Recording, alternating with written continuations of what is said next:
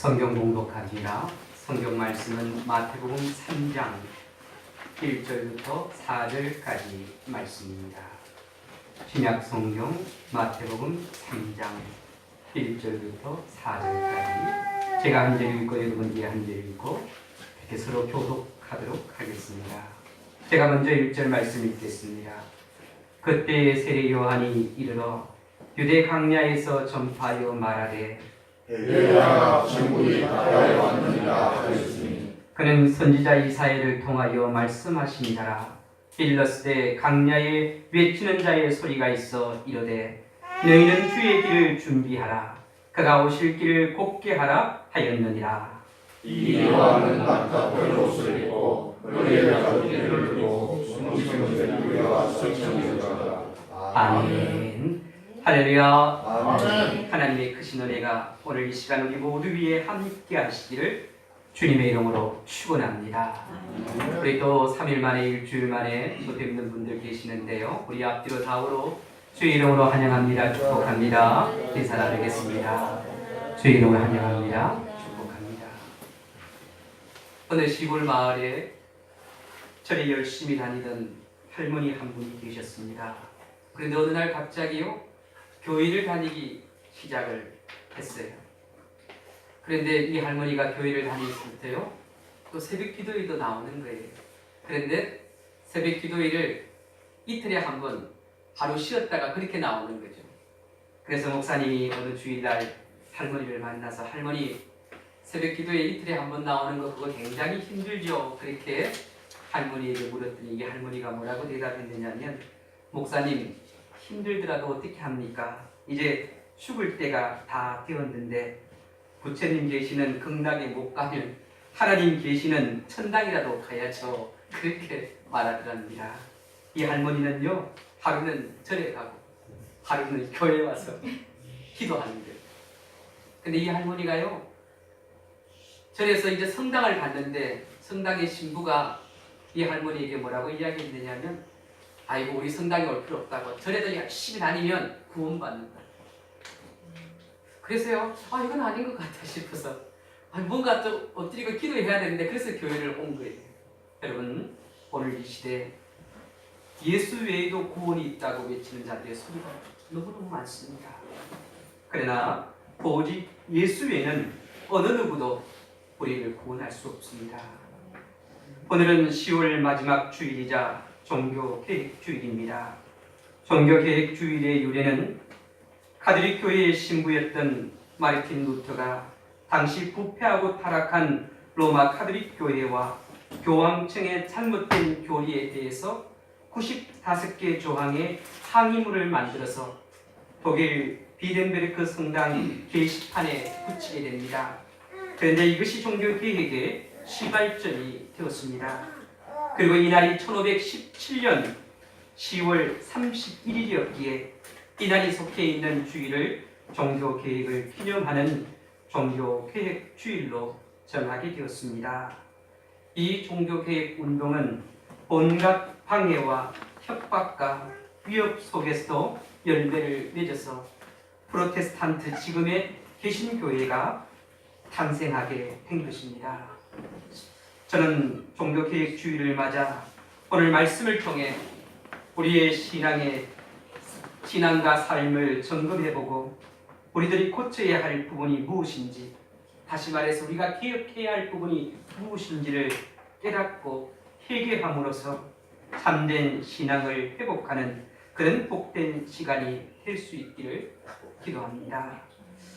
어느 회사에서요 면접만 보고 직원을 채용한다는 광고가 났습니다. 그래서 이 광고를 보고 70명의 사람들이 면접을 보러 왔습니다. 그런데 면접이 진행되는 사무실 안에는 면접관이 없었습니다. 면접 시험은 사무실 밖에 대기하고 있는 응시자들이 자기 순서가 되면 사무실 안으로 들어가서 사무실 안에 놓여있는 커다란 거울 앞에 앉아 그 거울 위에 쓰여져 있는 4가지의 질문을 보고 그 질문에 답을 적어서 제출하는 아주 간단했습니다. 그런데요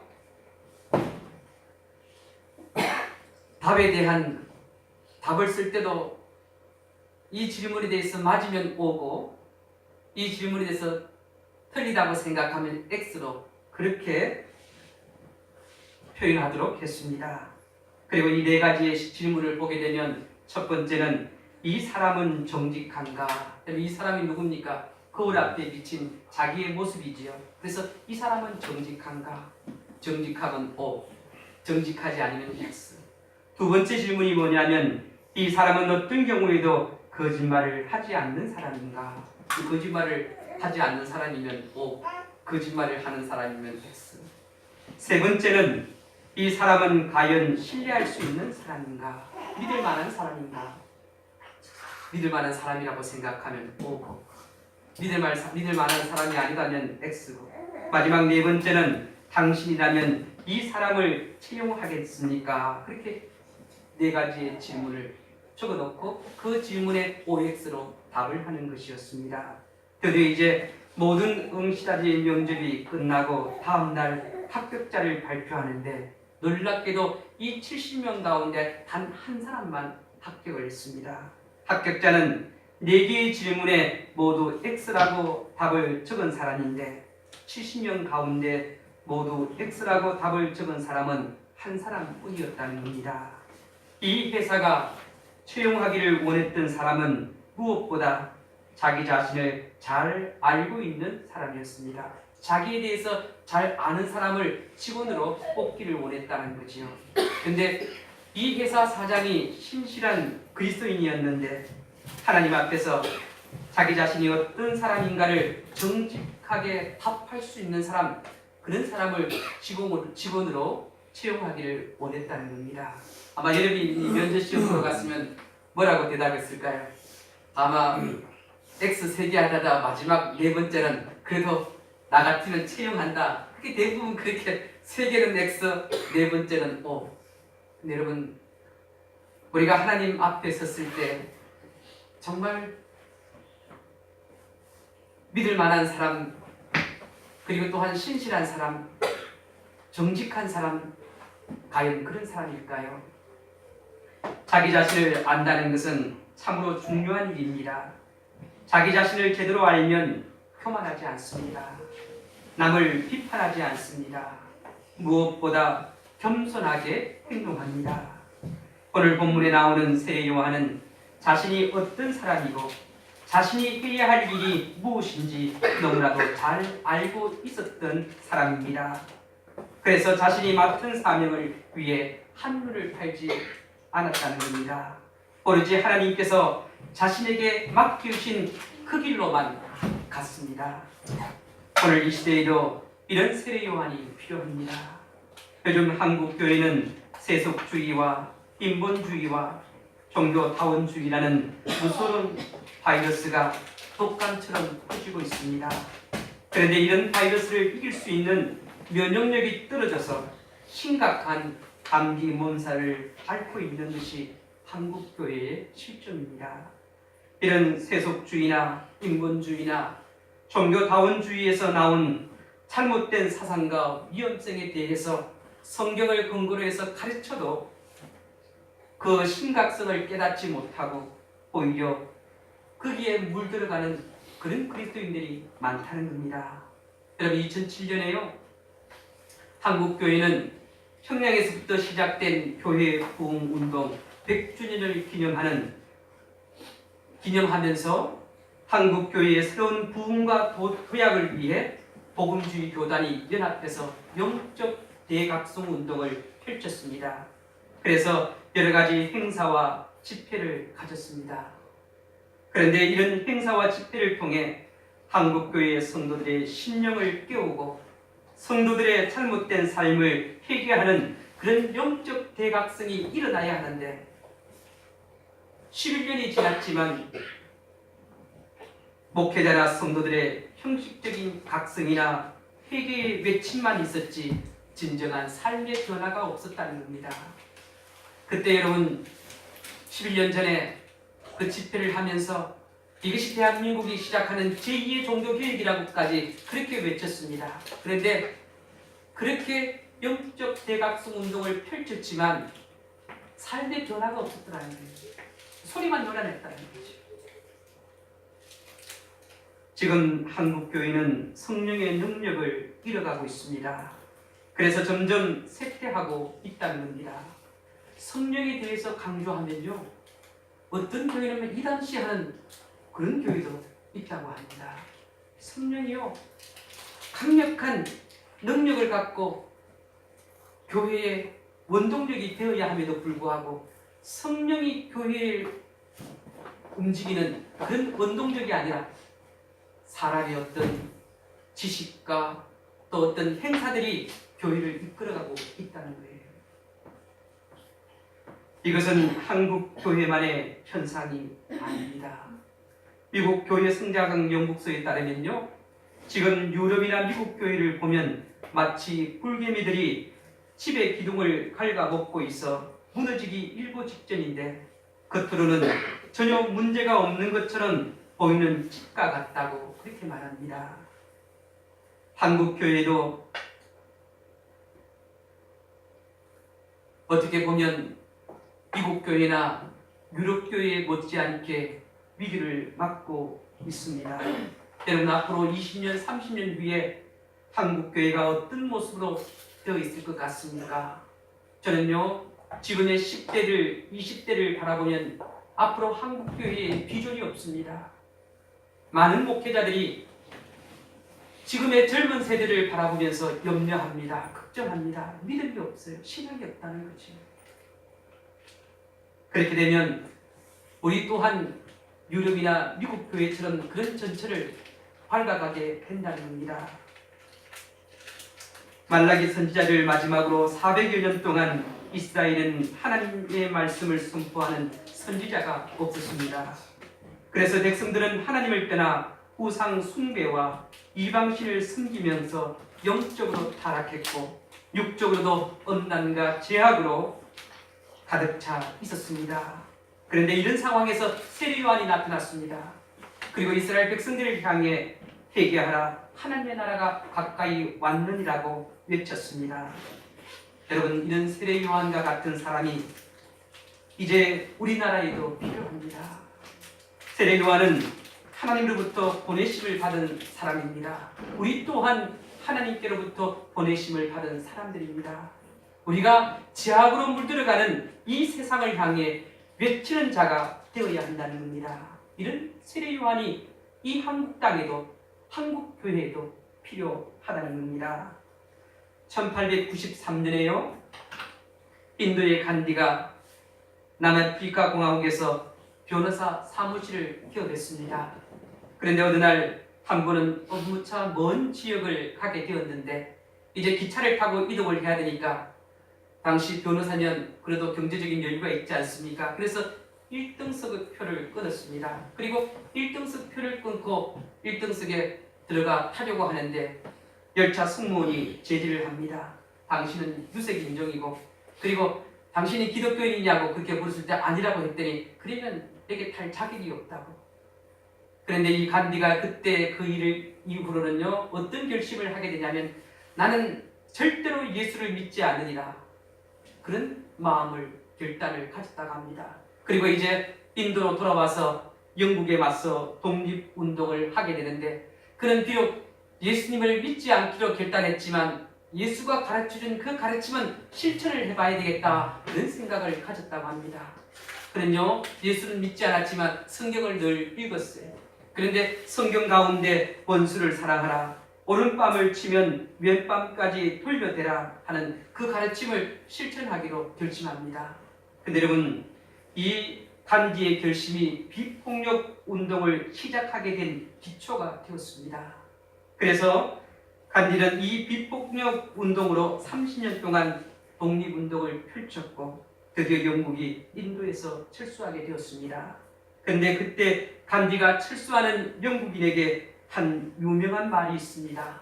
간디는요, 영국인들에게 당신이 만든 예수는 가지고 가고 성경 속에 있는 예수는 두고 가라고, 그리고 또 뭐라고 했느냐면 내가 볼 때 당신들이 떠드는 예수는 당신들이 만든 예수지 성경 속에 나오는 예수가 아니오 라고 말했다고 합니다. 여러분, 이 간디의 말을 제가요 되새기면서 어떤 생각을 갖게 되냐면, 오늘 우리 그리스도인들을 향해 너희가 만든 예수가 아니라 성경이 말하는 예수를 믿으라고 그렇게 좀 들려와요. 오늘 이 시대에 보면 각자가 생각하는 예수, 그런 예수를 믿으려고 한다는 거예요. 그러나 진짜 성경 속에 나오는 예수를 우리가 믿어야 됩니다. 사람들은 각자 자기가 해야 할 역할을 가지고 태어납니다. 그래서 이 역할을 제대로 잘 감당하면 존경받을 수 있지만, 이 역할을 제대로 감당하지 못하면 존경은커녕 손가락질 당하거나 비난의 대상이 됩니다. 그러므로 세상을 살아갈 때 우리 각자에게 맡겨진 그 역할을 잘 감당해야 됩니다. 가정에서도 그렇고 사회에서도 그렇고, 더욱더 무엇보다 그리스도인으로서의 사명은 더욱더 잘 감당해야 합니다. 성경의 위대한 인물들은 모두 자신에게 맡겨진 사명을 잘 감당한 사람들이었습니다. 아브라함이나 모세나 여호수아나 사사들이나 선지자들은 하나님께서 그들에게 맡기신 사명에 대해 충실히 잘 감당했다는 겁니다. 특별히 오늘 본문에 나오는 세례 요한은 자신의 삶의 목적과 역할을 너무나도 잘 알고 있었고, 그 역할을 충실하게 잘 감당한 사람입니다.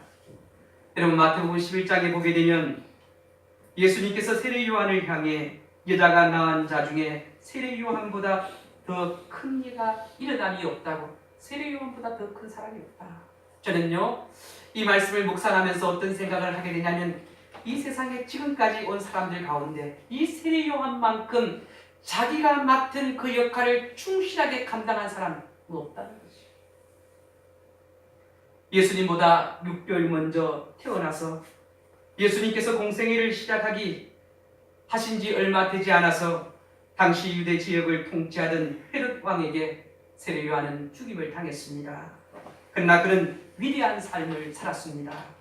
이 세상을 구원할 메시아인 예수님을 위해 자신은 기꺼이 낮아지고 뒤로 물러나는 세례 요한의 모습을 보면서 그리스도인이 인생을 어떻게 살아가야 하는지를 잘 보여주고 있다는 겁니다.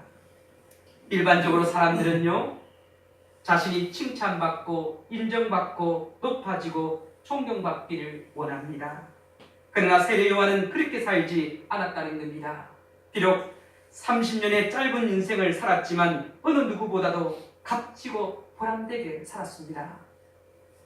사람들은요, 인생을 짧게 사는 것보다 건강하게 오래 사는 것을 원합니다. 그러나 인생을 얼마나 오래 사느냐보다 어떻게 사느냐가 중요합니다. 그렇다면 우리의 삶의 몸이 된 세례 요한은 어떤 삶을 살았습니까? 먼저는요, 하나님 말씀대로 살았던 사람입니다. 하나님의 말씀대로 살았다는 거예요. 당시 백성들로부터 헤롯 왕에 이르기까지 모두가 세례 요한을 선지자로 인정했고, 예수님께서도 여자가 낳은 자 중에 가장 위대한 인물이라고 칭찬하셨습니다. 또한 2000년 기독교 역사 속에서 모든 그리스도인들에게 모범이 되는 삶을 살았던 인물입니다. 세례 요한은 남에게 피해를 주거나 또 다른 사람을 해하는 그런 삶을 살다 간 사람이 아니라 하나님의 말씀대로 정직하게 살다가 간 사람입니다. 하나님께서 맡기신 그 사명을 충실히 감당하며 살다가 간 사람이라는 겁니다. 당시 유대 지역을 다스리던 왕은 헤롯이었는데, 그는 자신의 동생 빌립의 아내인 헤로디아를 자기 아내로 삼고 모세의 율법에 위배되는 죄를 범합니다. 이 헤로디아, 자기 이복 동생이었던 빌립과 이혼을 해요. 그런데 자기도 이 헤롯 왕이 자기 동생 아내와 결혼하기 위해서 자기도 이혼을 해요. 그래서 동생의 아내를 자기 아내로 맞이하게 되죠. 이 엄연히 모세의 율법에 위배되는 그런 죄였습니다. 그런데 유대 지역의 백성들은 이런 헤롯의 잘못을 알고 있었지만 헤롯이 두려워서 누구도 헤롯의 잘못을 지적하는 사람이 없었다는 겁니다. 그때 세례 요한은 목숨을 걸고 헤롯 왕의 잘못을 당당하게 말했습니다. 그래서 진노한 헤롯 왕이 요한을 옥에 가두게 됩니다. 이런 와중에 이제 헤롯 왕의 생일 잔치가 벌어지게 되는데 이 잔치에서 헤로디아의 딸인 살로메가 춤을 춥니다. 아마 춤을 너무너무 잘 추는가 봐요. 그래서 이 헤롯이 그 춤을 보고 너무너무 기뻐합니다. 그래서요, 이 살로메에게 뭐라고 이야기하느냐면, 너가 소원이 뭐냐? 그리고 내가 원하면 내 나라의 절반이라도 너에게 주겠다. 그리고 신하들 앞에 맹세를 하게 되지요. 그래서 이 살로메는요, 자기 어머니인 헤로디아에게 가서 왕이 내게 이렇게 말했는데 어머니 어떻게 무엇을 구할까요? 그렇게 물었더니 헤로디아가 기다렸다는 뜻이 말합니다. 그러면 세례 요한의 머리를 소반에 담아달라. 그렇게 말해라. 그래서 이 살로메가 헤롯 왕에게 그렇게 이야기를 했죠. 아마 헤롯 왕은 의외의 요구에 당황했을 겁니다. 그런데 자신이 왕으로서 신하들 앞에 맹세한 말이기에 약속을 지키지 않을 수가 없었습니다. 그래서 세례 요한이 의롭고 거룩한 사람인 줄 알면서도 사람들을 시켜서 세례 요한의 목을 베어서 소반에 담아가지고 오라고 합니다. 세례 요한은 구약 선지자들이 예언한 대로 행하며 살다가 이 세상을 떠난 하나님의 사람이었습니다. 하나님의 사람은요, 하나님 말씀 앞에 신실한 거예요. 이 말씀에 위배되는 것을 행치 않는 거예요. 그것이 하나님이 원하시는 일이 아니라면 그게 굽히지 않았다는 거죠. 타협하지 않았다는 겁니다. 오늘 이 시대에 보면요, 신앙생활을 하고 하나님을 믿는 사람이라 할지라도 세상과 타협하는, 하나님께서 원치 않는 일임에도 불구하고 세상과 타협하고 살아가는 사람들이 얼마나 많은지 모릅니다. 그러나 세례 요한은 말씀대로 살았다는 거예요. 여러분, 오늘 이 시대를 살아가는 우리에게 필요한 것이 무엇이냐면 세상이 어떨지라도 말씀대로 살아야 됩니다. 말씀대로 살아야 됩니다. 두 번째는 세례 요한은 백성들에게 존경받는 사람이었습니다. 헤롯 왕이 세례 요한에게 함부로 대하지 못한 것은 백성들이 그를 선지자로 여기고 존경했기 때문입니다. 여러분, 하나님의 말씀대로 살고 그 말씀대로 지키고 노력하는 사람은 존경받게 되어져 있습니다. 여러분, 세상 사람들도요, 신실되게 예수 믿는 사람들을 존경합니다. 왜 세상 사람들이 기독교인들을 향해 비난하고 손가락질을 하냐면 하나님의 말씀대로 살지 않기 때문에 그렇게 하는 거예요. 하나님의 말씀대로 사는 사람들에게 존경한다니까요. 값진 인생은 사람들에게 존경받는 삶을 사는 것입니다. 기독교인들은요, 세상 사람들에게 존경을 받아야 됩니다. 기독교인들과 뭔가 다르다. 실력이 뛰어나고 돈을 많이 벌고 높은 지위에 올랐지만 존경받지 못하는 사람들이 많습니다. 그 이유는 여러분, 존경은요, 강요에 의해서 되는 것이 아니라 마음에서 우러나야 돼요. 오늘날 기독교인들 가운데 사회에 또 행정적으로 높은 지위에 있는 사람들이 있습니다. 그런데 그들 가운데 존경받지 못하는 사람들이 많아요. 왜 존경받지 못합니까? 존경받을 만한 삶을 살지 않기 때문에.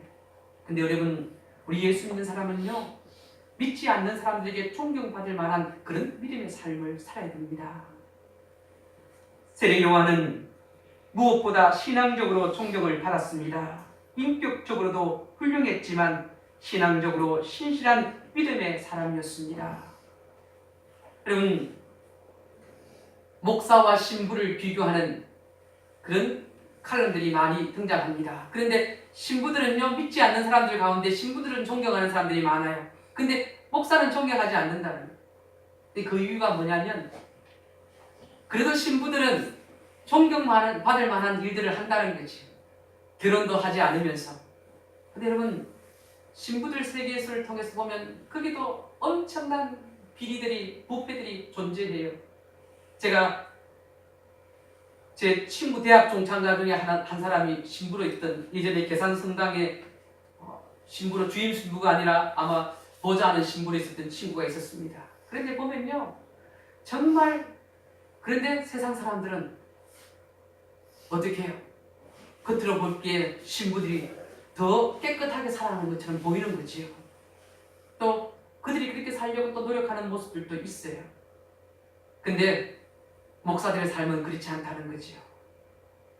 제가 제 자신을 생각해도 때로는 이기적이고 또 개인적이고 정말 제 자신이 거울을 통해 제 자신의 모습을 보면 정말 신뢰하기 힘들고 내가 회사의 사장이라면 야, 너 같은 사람은 채용하지 않을 거야.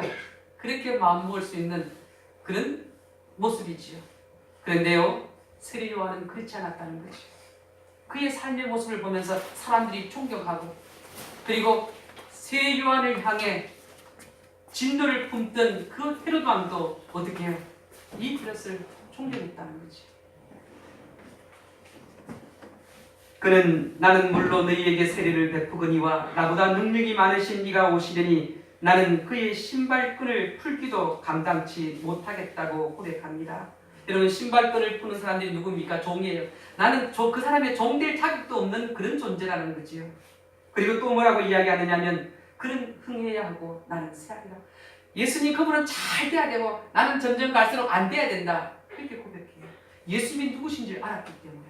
여러분, 오늘 이 시대를 살아가는 우리가 기억해야 될 것이 무엇이냐면 우리가 존경받는 삶을 살기 위해서는 예수님을 높이고 나는 낮아져야 됩니다. 근데 우리는 어떻습니까? 예수님을 이용해서 내가 높아지려고 하는 사람들이 얼마나 많은지 몰라요. 특히 목회자들 가운데도 보면 예수를 이용해서 자기가 높아지려고 하고 그렇게 높다 보니까 또 교주가 되는 거예요. 여러분, 예수님 때문에 그분만을 나타내고 우리는 정말 세례 요한처럼 어떻게 점점점 낮아져가는 그분만 드러나면 모든 것이 오케이가 되어지는 그런 삶을 살아야 된다는 거죠. 예수님이 기뻐하는 일이라면 내가 좀 손해를 보고 내게 좀 아픔이 있고 상처가 있을지라도 예수님이 기뻐하시는 일이라면 그거 행해야 돼요. 그것을 바라볼 때 어떻게 해요? 세상 사람들이 그리스도인에 대한 인식이 달라진다는 거예요. 그 존경받게 되는 거죠. 이젠 어떻게 해요? 우리의 삶이 변화되어져야 됩니다. 세상으로부터 존경받는 믿음의 삶을 살아야 됩니다. 세 번째로 보면 세례 요한은 자신이 맡은 사명을 충실하게 감당했던 사람입니다. 세례 요한은 30세 젊은 나이에 죽음을 당했습니다. 여러분, 30세에 세상을 떠난다 얼마나 안타까워요. 그런데 세례 요한의 죽음을 보게 되면 하나님께서 그의 생명을 더 연장시켜 주실 수도 있었을 텐데 왜 그렇게 일찍 데려가셨을까? 그러한 위대한 인물을 좀 더 오래 살게 해서 이스라엘 백성들을 깨닫게 하고 그들을 하나님께로 돌아오도록 더 했으면 좋을 텐데 왜 그렇게 30세 젊은 나이에 세상을 떠나게 하셨을까? 그런데 여러분, 그 이유가 무엇이냐면 사명이 끝났기 때문에 그렇다는 거예요. 세례 요한이 하나님께로부터 받은 그 사명이 끝났기에 하나님께서 그 생명을 거두어 가시는 거예요. 세례 요한은 이스라엘의 마지막 선지자로 예수님을 세상에 알리고 예수님의 길을 예비하기 위해서 온 사람입니다. 그래서 강야에서 외치는 자의 소리로서 천국이 가까이 왔으니 회개하라고 외치며 요단강에서 세례를 베풀었습니다. 이렇게 세례 요한이 한 것은 이제 너희들을 구원해 줄 메시아가 온다. 그 메시아를 선포하고 그분의 길을 평탄케 하기 위해서 세례 요한이 왔다는 거예요. 그런데 어떻게 됐습니까? 세례 요한은요, 모든 사람들 앞에서 예수님을 바라보면서 세상 죄를 지고 가는 하나님의 어린 양이라고 예수님에 대해서 증거합니다. 아, 이제 그가 기다리던 메시아가 온 거예요. 이제 그분을 위해서 앞길을 펴놓은 거예요. 그러니까 이제 세례 요한의 사역은 끝난 거죠. 이제 예수님께서 그 길을 걸어가시면서 복음을 선포하는 것밖에 남지 않았잖아요. 여기까지가 세례 요한의 사명이었다는 겁니다. 예수님이 세상에 나타나시도록 하는 것, 그것이 그의 사명이었고 예수님께서 나타나셔서 본격적으로 천국 복음을 시작하심으로 인해서 그의 사명이 끝난 거예요. 우리도 이 땅에서 열심히 일하고 쉴 때가 있듯이 하나님께서도 우리에게 사명을 주셔서 열심히 일하게 하시고 그 사명이 끝나면 편안히 쉬게 하시는 것을 알아야 합니다. 하나님께서는 이 사명을 잘 감당할 수 있도록 때로는 우리에게 연단을 줘요. 어려움을 준다고. 그 어려움을 통해서도 하나님의 사명을 감당하게 하시고, 또 어느 때는요 하나님께서 우리에게 건강도 주시고 물질도 주시고 또 능력도 주시고 좋은 여건도 줘요. 근데 그 주시는 이유가 뭐냐면 사명 감당하는 거예요. 오늘날 많은 그리스도인들이요 이 사명을 망각해버린다는 거예요. 하나님이 맡겨주신 그 사명을 잘 감당하라고 우리에게 많은 것을 허락해 주셨지만 우리는 그것을 이용해서 내가 잘 되기를 원했다는 거예요. 내 자신을 즐기고 내 자신의 만족을 위해 살았다는 거죠. 세례요한은 그렇지 않았다는 거예요. 여러분, 우리가 이 땅을 살아가면서요 하나님께서 우리 각자에게 맡겨주신 사명이 있어요. 하나님, 정말 나에게 주어진 이 모든 것들을 하나님의 그 사명을 위해 사용할 수 있도록 도와주십시오. 그래서 이 사명이 끝나는 그날 하나님 나를 불러가실 때, 하나님 앞에 섰을 때 하나님이 우리를 칭찬하시지 않겠습니까? 하나님 앞에 섰는데 너 내게 맡겨준 사명 제대로 감당하느냐고 물으시면 뭐라고 대답하겠느냐고. 그래도 사명대로 맡기신 사명대로 말씀대로 살려고 노력했습니다. 그렇게 하나님 앞에 말할 수 있어야 되잖아요. 우리 어떻습니까? 하나님의 사명보다 돈 때문에 이 돈 때문에 노예가 되어가지고 이 돈밖에 모르고 이 돈이 원수가 되는 거예요. 이 돈만 쫓아가 돈만 생각하면 막 울분이 치미는 거예요. 근데 여러분 주님의 사명을 생각하면서 그거마저도 내려놓을 수 있어요. 하나님, 비록 하나님께서 내게 손해를 좀 입히고 어려움 주시고 힘든 일을 주실지라도 주님 사명 감당하면서 기쁘고 즐거운 마음으로 나갈 수 있게 도와주십시오. 여러분, 사명으로 충만한 사람에게는 하나님이 능력을 주셔요. 그리고 그 사명을 감당할 수 있도록 어떻게 놀라운 하나님의 보호하심과 도우심이 있다는 거예요. 옥하는 목사님의 책 중에 이런 책이 있습니다. 사명자는 절대로 죽지 않는다는 거예요. 그 사명이 끝날 때까지 하나님께서 우리에게 복음 전파의 사명을 주셨다면 이 사명을 위해서 내가 목숨을 걸고 나가면 하나님께서 나를 책임져 주신다는 거예요. 근데 우리는 이 사명보다 내가 쓰고 먹고 마시고 만족하고 즐거움이 더 먼저가 되니까 어떻게 해요? 그것 때문에 노예가 되어서 힘들어 하잖아요.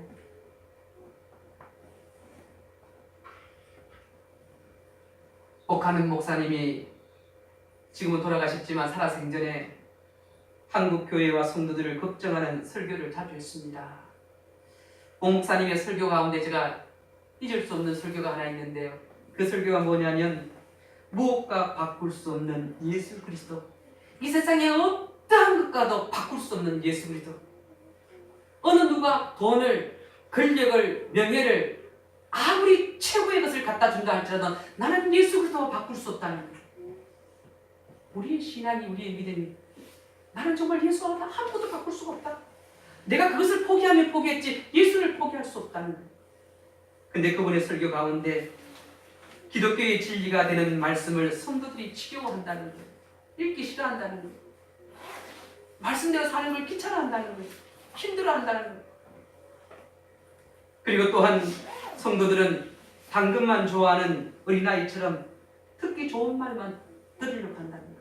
복 받는 말만 들으려고 하고 잘 되는 것만 들으려고 하고 정말 필요한 말씀은 들으려고 하지 않는다는 거예요. 그것이 오늘날 한국교회 성도들의 심성이라는 거죠.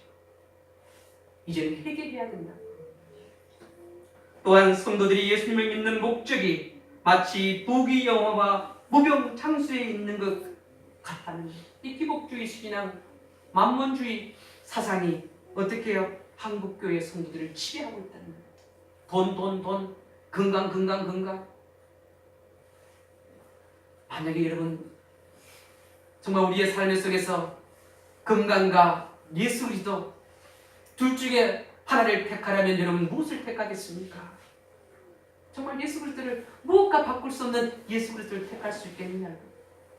물질과 예수 그리스도 이 두 가지 중에 내가 한 가지를 택해야 된다면 이 물질을 포기할 수 있느냐는 거예요. 우리의 신앙의 삶이 예수 그리스도가 전부가 되어야 합니다. 그리고 옥 목사님이요, 아마 여러분들 가운데도 기독교 베스트셀러 중에 조엘 오스틴의 긍정의 힘 잘 되는 나 여기에 대한 우려도 표명을 했습니다. 왜냐하면 조엘 오스틴이라는 이 사람은요 긍정적이고 낙천적인 그런 성격을 개발하면 성공한다고 그렇게 이야기해요. 기독교인들에게 긍정적인 그런 성격을 가지면 된다. 좀 낙천적으로 그렇게 하면 성공한다. 그래서 긍정의 힘 그것이 필요하다. 이것이 마치 복음인처럼. 근데요 그 책이 나오고 난 후에 교회 속에서도 이 긍정의 힘 이런 것들이 어떻게 해요? 인본주의 사상들이 강하게 일어나게 되었다는 거예요. 막 교회에서 어떻게 야 긍정적으로 생각하면 잘 돼. 잘 된다니까. 잘 되게 하신다니까. 꼭 그것이 복음인처럼 들려져요. 근데 이건 엄청나게 잘못했다는 거예요. 이건 성경을 왜곡하는 거예요. 그래서요 미국의 남침내 교회 목회자들이 조엘 오스틴 목사를 향해서 니는 이단이다. 복음을 왜곡시키는 사람이다. 그리고 그가 살아가는 삶이 얼마나 추잡하고 더러웠는지. 그런데 한국교회에 이 긍정의 힘 잘 되는 나 이것이 베스트셀러가 돼요. 교회들마다. 근데 여러분 긍정의 힘 잘 되는 나의 원천은 예수 그리스도예요. 어떻게 긍정적인 마음이 낙천적인 마음이 될 수 있느냐는 거예요. 예수 그리스도가 우리의 삶의 근본이고 핵심입니다. 이 예수 그리스도가 무너지면 끝나는 거예요. 그분이 없으면 우리의 구원도 우리의 영생도 없다는 거예요.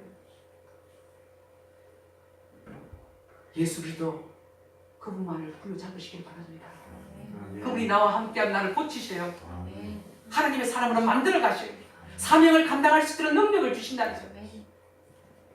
우리 그리스도인은 예수님을 생각하면 기쁘고 즐거워야 됩니다. 그런데 언제부터 예수님을 생각해도 기쁨이 없고 즐거움이 없어요. 예수님을 향한 열정이 식었다는 겁니다. 이제 나부터 주님의 은혜를 회복해야 합니다. 오늘 이 시대가 세례 요한이 살았던 시대처럼 정치적으로, 종교적으로, 사회적으로, 문화적으로 비슷한 부분들이 많이 있습니다.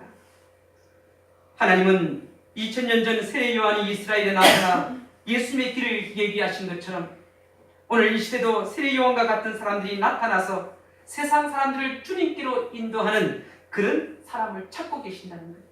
그래서 오늘 이 시대에 우리가 세례 요한이 되어야 돼요. 믿지 않는 사람들을 예수님께로 인도해서 그들이 영생을 얻고 구원받도록 해야 된다는 거예요.